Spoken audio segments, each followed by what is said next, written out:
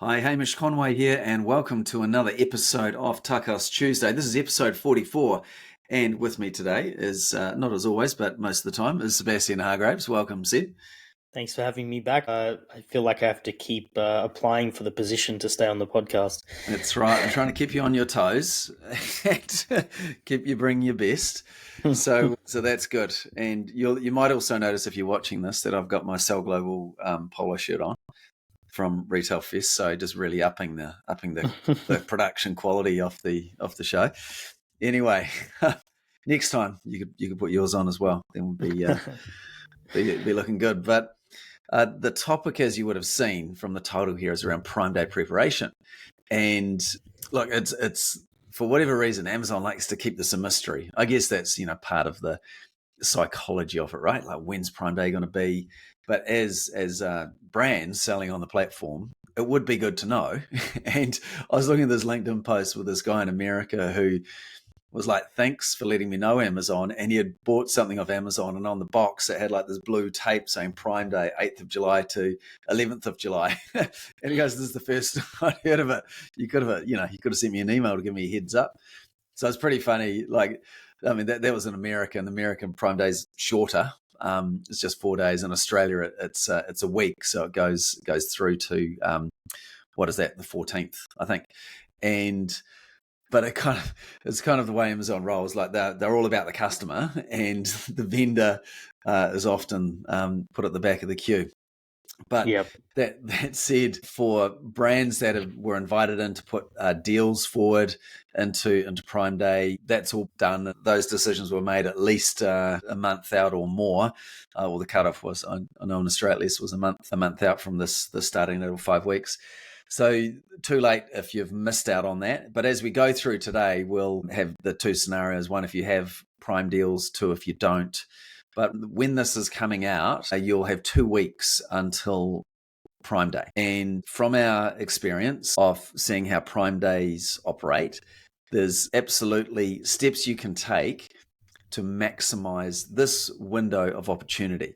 So Prime Day, the reason they do it, and this is big in Australia, well, one of their big objectives here is to get more Prime members.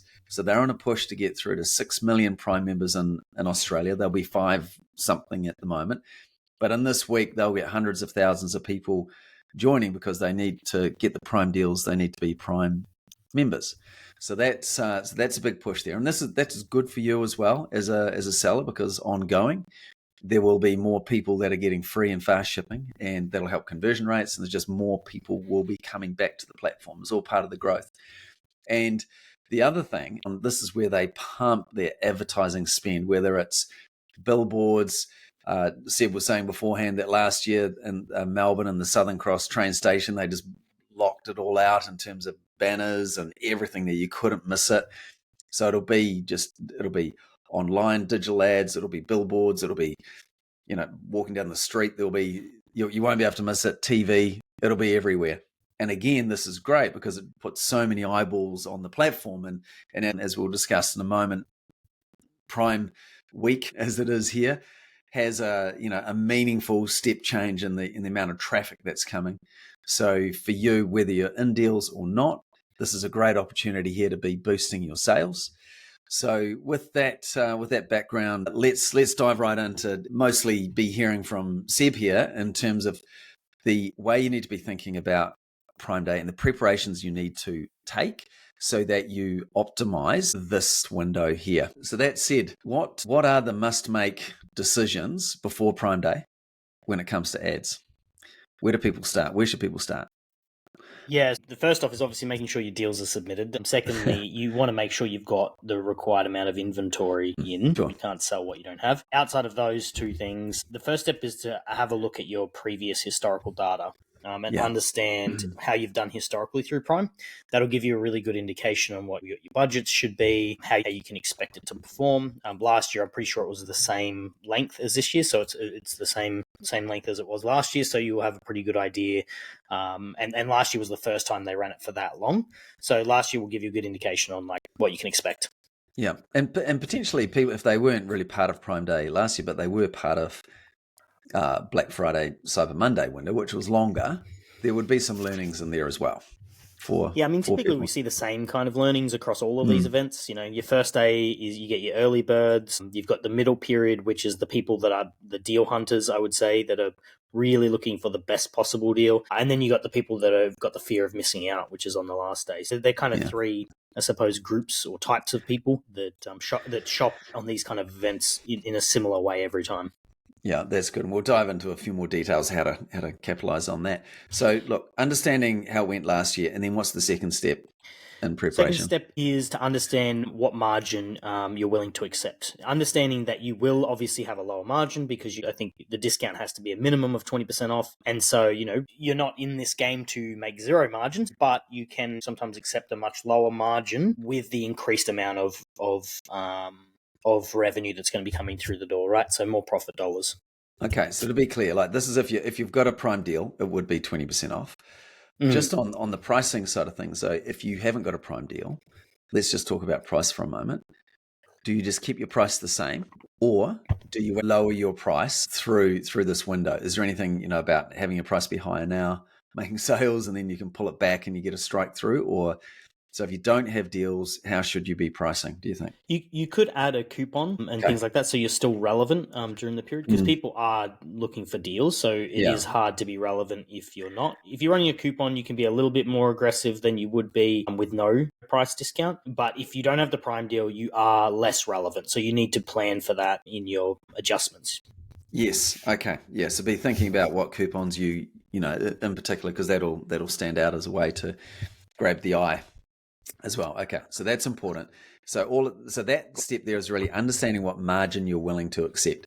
And so you'll know this is where from previous episodes there we talked about the contribution margin, GP margin. Let's say that's 50%, and then you've got ad spend that you'd be looking at. But if your GP margin is normally 50%, but you're taking 20%, then then you're down to 30%. So then that can start to affect how much you'll be prepared to spend on advertising and to ultimately make a profit. Like we do want to make a profit.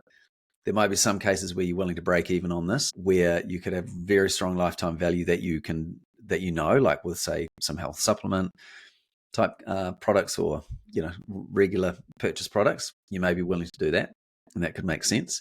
But typically, people still want to make a profit out of this, even though there are benefits in moving a lot of product from a ranking improvement, which will ultimately post Prime give you more free sales, organic sales. So that could be part of the strategy. But again, it's just being clear, right? Which is really the third step, Seb, and around being clear on your objectives. Yeah. In my view, there's only really one time. There's maybe a few. There's probably maybe two or three times when you're willing to go into negative margin. One is what Hamish just mentioned. If you're calculating your lifetime value, and because the increase in traffic is significant, Mm. it's not a small amount. You could do 4 months of your entire year in a week. Yeah. So in Yeah. regards to shoppers, so that's got to be part of that equation. But still, obviously, it's like, well, why acquire customers if I'm in negative margin? If you're looking at the lifetime value piece, which we've done in previous episodes, Yeah. that can make sense, right? It'll Mm. take you a little while to repay that, but then that lifetime value kicks in, and then going forward, if other brands are not willing to do it and you are, it's a way that you set yourself apart because you get 4 months worth of your shoppers in one thing. They're going to grow at a much slower rate than you because they're not willing to do that kind of piece. And it doesn't mean throw away your margin willy-nilly, but it's like understand your lifetime value and that you can afford to actually do that. So that would be one reason. The only other reasons I can think of is if you're trying to gain reviews on a new product, you might be willing to go into negative margin just to get a lot of shoppers through the door, and or the ranking piece, but that one's a bit harder to quantify. So really, for me, it's the lifetime value piece is the main reason. But on this step that Hamish mentioned, it is really about being clear on what the objectives are. So if it is customer acquisition and that lifetime piece, work that out, understand what your lifetime value is, and then know what you can go up to in order to acquire those customers. If you're not a repeat purchase type product, it's a bit easier because Mm. you only really have to just work out, what margin are you willing to accept at that increased volume, and so it's a little bit easier to kind of answer that one. Yeah.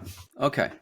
All right. So as we go through, then we'll look at the lead in and what happens on first day, middle, and last day, and we'll kind of jump between the scenario of where you've got prime deals or if you don't, because that'll have an impact. And look, many people will have in their catalog, not everything is going to be on Prime. So they'll on Prime deals, you might have some of your products on with deals and the rest without. Okay, so this is all, it should be relevant to everyone here.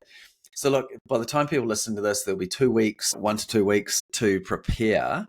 So how do people want to play the lead-in game here? And what are some of the things they're going to be thinking about and the actions I've got to take?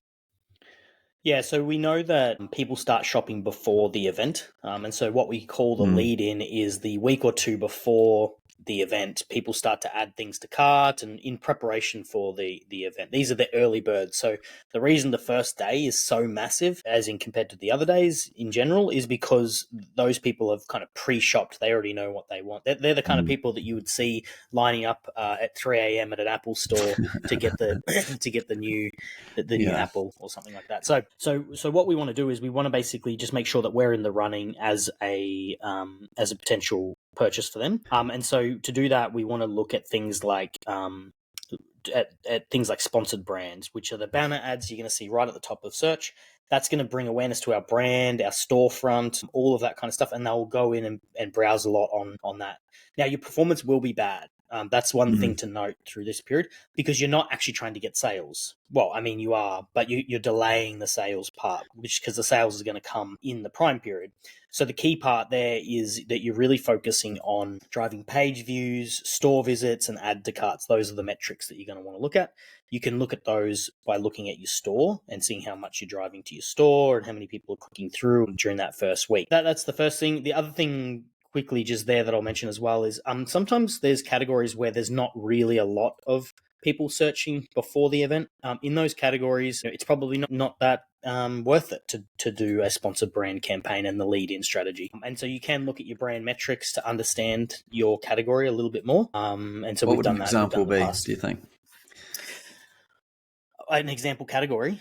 Yeah, that might not have much pre-shopping. So probably like toilet paper would be an example. No one's really supplies. Things like the commodity stuff that's very cheap, that kind of like $2 off a product like that isn't really going to be something that people care about. So those categories are probably, it's not worth it. Whereas if you're in electronics or home and kitchen stuff, home and kitchen, high expensive products, it's much more worth it. Yeah. Sports now. Okay, cool. All right. So it's interesting here. You've got this is all part of the game plan, that you don't freak out if your metrics are not ideal, because come the first day, everything will get balanced out. And so in effect, shoppers are adding a whole lot of things to cart. They don't know if they're going to be on special or not, like if there's going to be a prime deal on them or not. And so that's fine, so they're kind of doing that, loading up their cart to then see when Prime Day kicks in, is there a discount on that? So they might have, your brand, someone else's brand of the same type of product, and this is where perhaps if you don't have Prime deals, that your coupon, could play into that conversion as well. All right, so that's anything else in the lead in there. So in terms of actions that people are taking, they're doing some sponsored brand headline ads, really trying to get people to their store and getting familiar with their brand and clicking through and adding to cart. Yeah, I mean, it goes without saying, if you're not running Prime deals, this is not the strategy for you. Don't be doing lead in if you're not running Prime deals, because this wouldn't make sense. Yeah, that just clarifies it. Mm-hmm. Yeah, and then the other piece quickly here is that if you're limited on budget, this is the area that you want to cut from. So this strategy is only for if you have enough budget to run the lead in plus the period. It doesn't make sense to run the lead in and then not have enough budget to run advertising through the event. So if you have to pick between the two, you leave out the lead-in strategy and you just focus on the advertising through the event. Okay, great. All right, so that's the lead-in, and then as we are getting ready for the first day, so you will be, what should we be doing on the first day, and like how do you get this ready the day before, so you can turn it on as soon as Prime Day ticks over? Like what are you doing first day? What's the first day plan? Yeah, I mean, yes, I think turning on the day before makes a lot of sense, unless you're willing to stay up till midnight and turn the campaigns on at midnight. So yeah, doing some changes the day before, maybe towards the end of the day, because it will that day will not be a good day, be the day before the event, because people won't be ready to purchase at that point. But get everything ready and get all your bid changes through and your budgets through the day before. And so just to be clear, the way we've kind of set these days up is kind of like, what are the observations, what's the strategy, and then like kind of what's the expectation Yeah. on each of the days. So the observations for the first day is that it can grow as much as 230% on an average day. That's what we've seen historically. It is the biggest day that I've already mentioned. And so it's one of the ones where, one, you want to put your changes in the day before, and then two, you need to be monitoring your budgets very regularly. You might put your changes in and if you wake up at 7 a.m., you might be out of budget on a whole bunch of stuff, and it's not uncommon for that to happen. So you got to be very vigilant with your budgets. The strategy here is to spend majority of your budget on your sponsored products. You can reduce your sponsored brands at this point. You could probably do this the day before, but now you're no longer focused on that awareness. You're now just like, okay, we've captured all that awareness. We now want to turn that into actual revenue. So now you're focusing that budget from your sponsored brands into your sponsored products. If your sponsored brand's doing well, keep it, but just have it on a much reduced budget and bids. So, for example, I mean, you've got the headline sponsor brand, and then you've got in the middle of the search the video, sponsor brand video, which can often be a great way to, takes up a lot of real estate in the middle.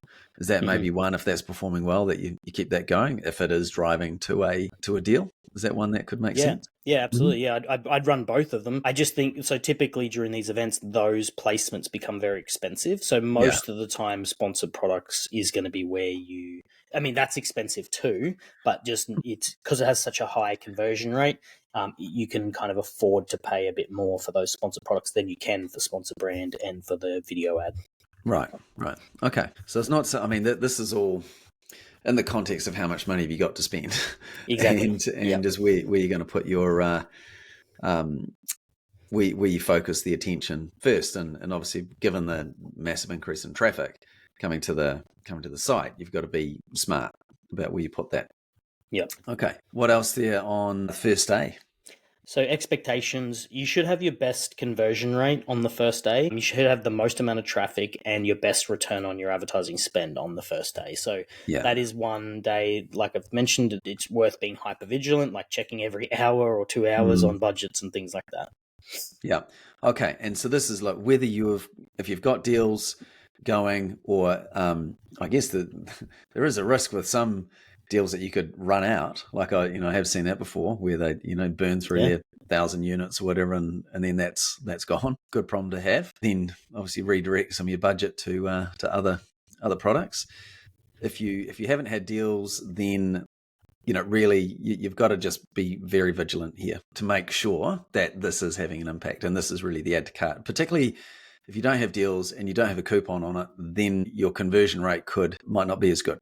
So you just got to be smart about how much you put towards it. Because sometimes we talked about this, said that for some brands, particular products that aren't necessarily very deal kind of related, it's almost the game plan through Prime is like not to do much with your ads. I know you've talked about that before, like even dialing them back just because they're going to be so inefficient. Just kind of heading down that rabbit hole for a little bit. What do you think there? Well, yeah, I think this is why that third step we spoke about, being clear on your objectives, is important. Because for some brands, it might make sense that it's like, well, this is a non-event for us. It's not an event that we participate in heavily. It's not an event that we go after a lot. I think all brands benefit from it, no matter what the brand is, just because of the sheer volume of customers that are on the platform. So I think it's still worth thinking about it and having a plan. But yeah, I think there's some instances where reducing your ad spend through the event is the right move. Yeah. So just to counter that, but do steps 1, 2, and 3 at the beginning properly. Like review what's happened previously. know your Yep. margin, and what are you prepared to accept, and just being clear on what your game plan, what your objectives are. And that could be, across your different brands you've got in your portfolio, or different products within your portfolio. Could be different game plans for everything. All right, so we get through the first day and we're just high-fiving, and this is brilliant. Like, how smart are we? Because we've just had our best day in ages, and the ROAS is looking great, and we're showing that to everyone in the office the next day, just to show you how smart we are. and then we get to the middle days, and what do we typically see happen in these middle days? And kind of doing the same thing: observation, strategy, and expectation. So observations are that during the middle periods, which for the US will be like that 2-day period, for AU it'll be like a 4-day period, you'll see an increase of about 100% averagely across those days. We do see conversion rate drop. So last year we had conversion rate as high as nearly 35% on the first and last day, and it drops to about 25%. So it's a 10% drop. Well, sorry, in total terms, it's much more than a 10% drop. Yeah. But 10% in regards to 25 to 35%. So you do see a drop off in conversion rate, and clicks remain really high though. So you're still having a lot of people clicking. In actual fact, last year, our second day had more clicks than our last day, right, even though the revenue was higher on the last day. But it's just because that middle period is a lot of people clicking around, but they're looking for the best of the best deal. 10%, 20% off is not good enough for them. They want 70% off or something crazy like that. Yeah. So they're looking for, really, really strong deals. And so they click around a lot, click on a lot of ads, cost a lot of people a lot of money. And so that is the observation that we'd had from the previous Prime. Yes. So the strategy through this period, and this does depend a lot on your budget, but the strategy through here is really to pull back through this period of time. We think it's better to pull back through this period. With the lower conversion rate, you're not going to be able to afford the bid as high as it was on the first day. So you will need to adjust through that middle period there as well. So that's kind of what the plan is there. So to be clear, so then the adjustments people are making are adjustments to their bids, reducing what they're prepared to pay, just to manage that, because conversion rates will be down. So you've got to do that to make the metrics work. Yeah, and that'll keep your spend down. If you do that adjustment, you'll do it. Now, how much that needs to go down, this is where looking at your previous historical data is a good option. You might see that, like, for example, what's that percentage change in conversion rate, Hamish? That's like what? That's from 35 to 25. It's like a 30 or 40%. 30% reduction. Yeah. So that could be somewhere where your bids need to go down by roughly a 30% drop. Now this is, I'm talking very broad here. You would need to look at that a little bit more specifically, but that's an example. Okay. All right. Good stuff. So then we get to the last day. So it's coming up to either July 11 in the USA, July the 14th in Australia. Though that mid period in the US, might be a bit different because it is, it's only 2 days, so it might be a bit stronger. Certainly in Australia, I would expect the 9th to the 13th will come back quite a bit, particularly as you're getting to days 4, 5, and 6. Just as there'll be a little bit of fatigue there, but then you hit the the nothing like a deadline to get people to take action, and so midnight July the 14th there'll be FOMO in play. So what have we noticed previously around what happens on this last day? Yep. So observations are that it goes back up to nearly a 200% increase. Not quite as big as our first day, but definitely bigger than that middle period in revenue. Conversion rate goes back up to nearly the same as what it was in the first day. Not quite, but close. And so that they're kind of the observations there. The strategy is very similar to the first day, maximizing your sponsored products. So we pulled back through that middle period, so now we'll want to push back up on that last day just to maximize that. As Hamish mentioned, because it is the last day, people might get to, and I think it might even be on a Sunday. No, I think it's midweek. What is that? It's a Monday. It's a Monday, yeah, randomly. So yeah. So just one thing to note there is, like, you knock off at 4 or 5 o'clock. Most people's budgets are probably going to run out because they're not looking in those evening hours, but there's a lot of shoppers still around in those evening hours. So again, it's just about focusing on those budgets in the evening to make sure that you don't run out on those last few hours before the event finishes. In regards to expectations, this will be your second best day, should be, and should have your second best ROAS and traffic. Yeah, great. Great. Excellent. So then, it's midnight and everyone takes a deep breath and go, whew, that was full on. Some people just leave it there, but what is a smart strategy to do? Because some people will talk about, well, all these people that visit your listings, we can retarget them through sponsored display. Brilliant idea. They were interested in what we've got. They didn't buy this just now, but we'll target them. And, before we're jumping on, you're going, actually, that can be a really bad idea, because if they didn't buy it at the 20% off, why would they buy it at full price straight after? Like, that's not necessarily a smart idea. But there is another thing that people can do, only if they're selling as a third party a seller. Unfortunately, vendors can't do this. But do you want to explain from a lead out strategy what people can do? Yeah, so because the traffic's so big, and there's a lot of people that would have added to cart and not purchased, would have visited your product detail page, there's a thing called brand tailored promotions that we can do. Now, we'll probably do another episode maybe on this.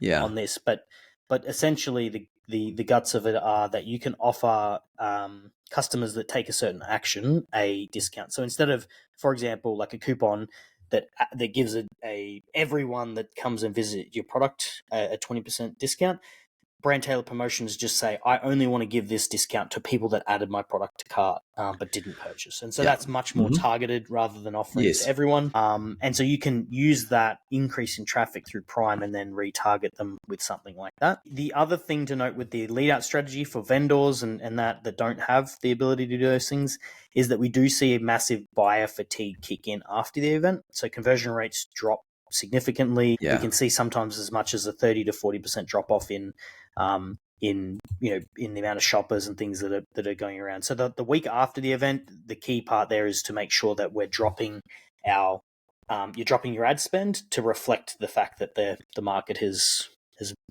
died off for a week. And then the week after that, we see it starting to return back to normal. Yeah, that's super interesting, that part there, isn't it? Because, basically it's condensed the spending period. That post deal fatigue can kick in less so around Cyber Monday, Black Friday, because it's still Christmas shopping period, but certainly this in July, that is a factor there. So again, adjusting your bids. That is great. And I can see you and the ads team are going to be pretty busy with our clients through that period. So we'll don't not sleep basically. You. I know, it was because it's actually school holidays as well, isn't it? Well, the second week of school holidays in Melbourne, I think. Is it? I know it is in New Zealand at least anyway. I'm not sure. Probably. Yeah, probably. I think yeah. And anyway, so that'll be good. Look at, and are there any other must avoid mistakes that we might not have covered? I think we've done a pretty good job of that. But is there anything else that comes to mind that you don't think you've mentioned that we should mention? No, I think we've covered basically the majority of what we need to there. Okay, well, that's good. So hopefully there's one there where you've taken some good notes, and high level is like, it starts out, understand how Prime has performed in the past. Understand what margin you're willing to accept, and then be clear on your objectives. Given a potential lower margin or lifetime value, which products you're going to push, which products you're not going to push. Just be really clear on that leading in, and then do the work leading in. If you've got the budget and around sponsored brand, to get a lot of awareness of your brand and getting add to carts. First day, that's where you're going to really get after it. High conversion rates.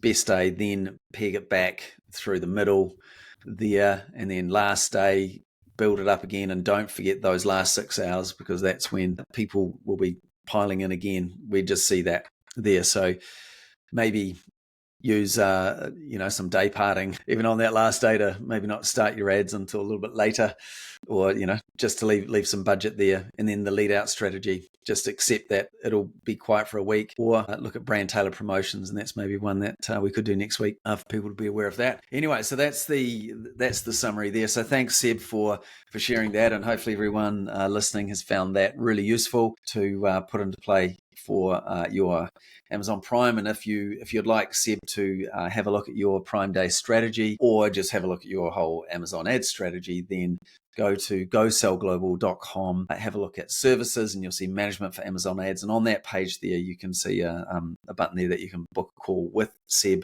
So I'd encourage you to do that. And when this comes out, do it this week, because I think Seb might even be away the week after for school holidays. So jump onto that, and hopefully you can see there that you've got to get this right. It's a great opportunity to really make set yourself up for a strong second half of the calendar year. So thanks very much, Seb, and thank you everyone for listening. So please share, like, subscribe, and all those good things. And we do appreciate you tuning in to TACOS Tuesday. Thanks very much. We'll see you next week. Thanks, everyone. Bye. Okay, bye.